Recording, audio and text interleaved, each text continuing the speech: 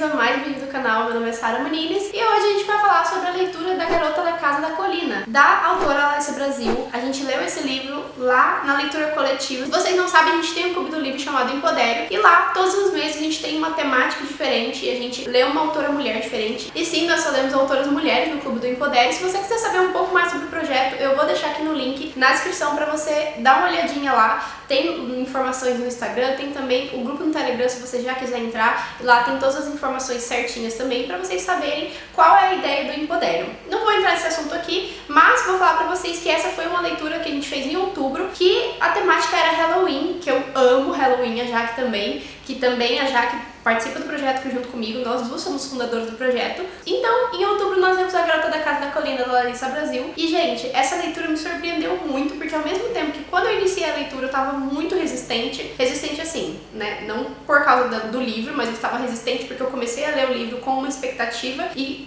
conforme foi passando ali o primeiro capítulo, eu achei o livro um pouco irritante por causa da personagem, não por causa da escrita da autora nem nada, mas por causa da personagem que ela criou mesmo, ficando cansativo pra mim. Porém, todavia, entretanto, o livro tem um plot muito grande, até da própria personagem, claro, não é de repente, é uma coisa que vai surgindo gradativamente, então eu gostei bastante dessa transição, apesar de ter sido um pouquinho cansativo até chegar num ponto que eu começasse a gostar da personagem, mas ainda assim o livro me prendeu. Por quê? Porque a narrativa da história é muito interessante, conforme as coisas vão acontecendo. Em A Garota da Casa da Colina, a gente vai acompanhar a personagem Yara Leão, que é uma boxeadora, o que é bem diferente. É a primeira vez que eu leio um livro que a personagem tem uma profissão que é considerada uma profissão mais masculinizada, não necessariamente que seja, mas a gente sabe que ela é ocupada em maior parte por homens. E eu achei interessante a gente ter uma personagem que ela ocupa esse tipo de profissão, que ela é boxeadora profissional, inclusive, ela luta muito bem. E ela é uma personagem muito forte, fisicamente falando, porém, todavia, entretanto, quando a gente chega no âmbito emocional e psicológico, ela tá bem traumatizada com muitas coisas que aconteceram no passado dela. A Yara é criada pelos avós, porque ela perdeu os pais quando ela ainda era criança, num acidente, e a vida inteira dela ela foi criada pelos dois, só que ela não tem uma relação boa com o avô, que inclusive ele é o quê? Narcisista, abusivo, tóxico, egoísta, entre vários outros adjetivos nada bons, inclusive. Ele é realmente um personagem insuportável. Eu achei que em determinado ponto ela tivesse uma visão mais marginalizada dele, ou que tivesse outra coisa que em torno dele, porém, todavia, entretanto, ele é ruim mesmo e acabou. Homem hétero, cis, tadinho dele.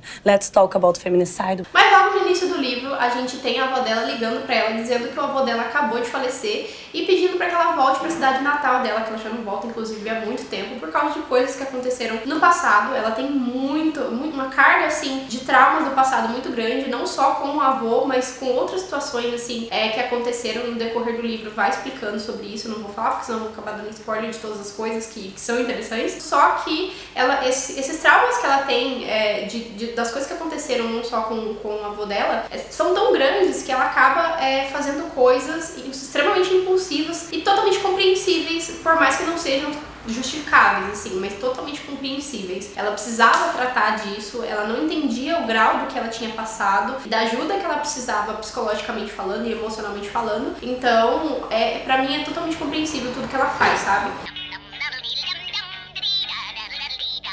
Só não é compreensível o fato dela ser extremamente teimosa, feita uma mula, orgulhosa pra um cacete. Olha que eu sou uma pessoa muito orgulhosa, mas eu olhava ela e falava, meu amor, entendeu? É só ladeira abaixo desse jeito. O surto. Eu tô indignado! Eu tô indignado! A Yara decide voltar pra cidade pra apoiar a avó dela, pra estar junto com a avó dela, porque a avó dela também, depois da morte do avô dela, fica muito abalada e ela se sente muito sozinha e ela acaba passando mal e vai pro hospital e acaba ficando internada. Então a Yara fica muito preocupada e ela vai pra lá, apesar do medo de todos os julgamentos, de todas as coisas do passado que ficaram lá na cidade, que ela achou que ficou na cidade, porque claramente não dá.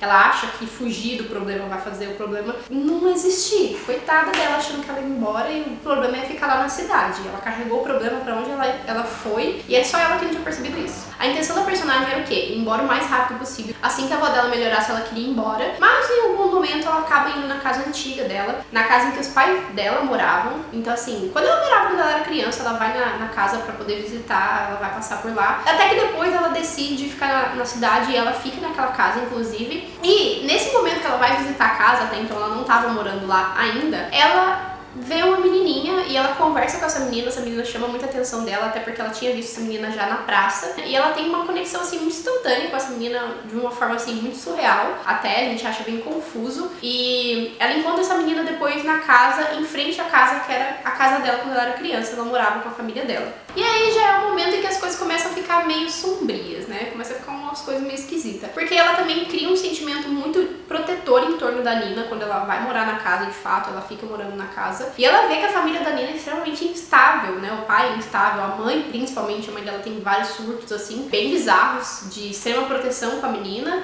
quando vê alguém estranho, mas ao mesmo tempo quando não tem ninguém por perto, ela deixa a menina assim a ver navios e nunca tá presente. Então é bem confusa a relação dela com a filha. Então é muito engraçado você ver essa relação das duas, você fica se perguntando se aquilo realmente é verídico, se não é, até que ponto, enfim, é muito louco, é um suspense, assim, tão suspense nessa parte que você fica se questionando qual que é a veracidade das coisas que estão acontecendo ali e o porquê que aquilo tá acontecendo daquele jeito.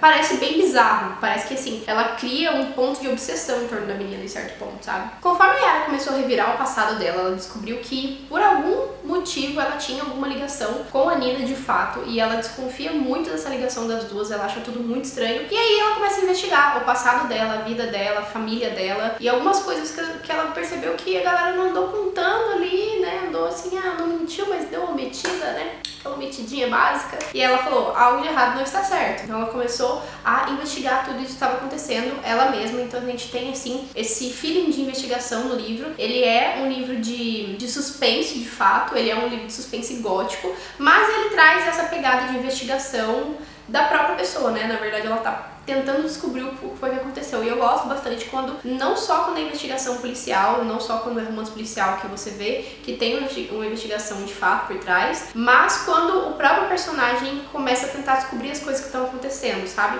Chegamos, porra! Sherlock Holmes e Watson chegaram para solucionar o crime, o que aconteceu? Essa curiosidade, então esse tipo de personagem, esse tipo de narrativa me chama muita atenção. Então foi aí que já me pegou o livro, por mais que eu estivesse com vontade de esganar a personagem várias vezes. E aí é o momento que a personagem tem que encarar os demônios dela, porque ela tem muitas questões para serem resolvidas com ela mesma, e como eu já falei, a personagem ela vai passando por isso gradativamente, não é uma coisa que acontece de um dia pro outro, mas é um demônio por vez. Então assim, ela tem que passar pelas situações com o ex dela, que inclusive é um personagem muito importante na história, que é o Gui, que ela fugiu da cidade, ela foi embora da cidade, não foi bem fugir, mas ela foi embora da cidade e ele ficou pra trás. Ficou tudo muito mal resolvido entre eles, e ele não tem raiva dela, mas ele também tem muita mágoa, na verdade, né? Então assim, ela tem muita vergonha do que ela fez, porém ela tem os motivos dela, e ela fica irritada por não ser compreendida, ela quer perdão, mas ao mesmo tempo não quer. Então é muito confuso essa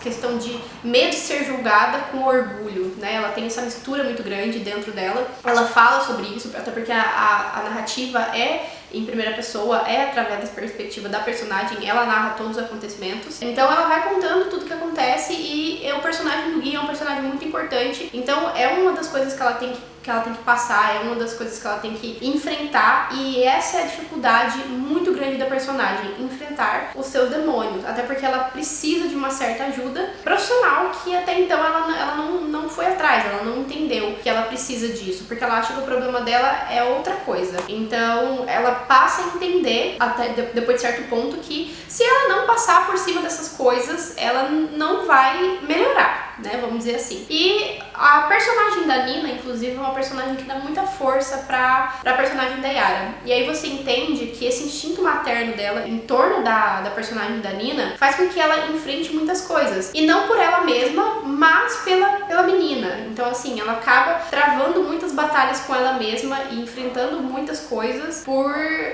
pela menina, sabe? Por esse amor que ela cria, por esse vínculo que ela cria, por essa ligação entre as duas, e por ela achar que as duas têm alguma ligação, que ela tem ligação com a família do outro lado da rua, inclusive, que ela tá tentando descobrir o que tá acontecendo, do porquê, né, elas têm essa ligação, os motivos de tudo isso, e o que o avô dela escondeu dela, porque ela tem certeza absoluta que ele tá por trás de muita coisa, inclusive sobre esse assunto. Então você vê ela travar muitas batalhas, não por ela mesma, mas pela outra personagem, que no fim das contas conforme ela vai travando essas batalhas e vencendo aos pouquinhos algumas delas, ela vai sentindo uma sensação de alívio. Então ela percebe que aquilo é saudável pra ela, tem sido bom pra ela, porque a partir daquele momento era a primeira vez que ela não tentava fugir de alguma coisa, que é um certo ponto que ela entra nesse diálogo com ela mesma dentro do livro, então é bem interessante. Enfim, gente, na minha opinião, eu gostei do livro, pra mim foi um livro 3,5. Não, vou dar um 4, pra mim foi um livro 4 estrelas, eu gostei sim do livro, eu achei ele bem interessante, eu daria 3,5 porque ele é um livro com a pegada gótica, então vocês sabem que livro de suspense gótico, ele demora muito pra acontecer algumas coisas, não é um livro cheio de ação, não é um livro cheio de coisas acontecendo, é um livro de mistério, é um livro que ele cria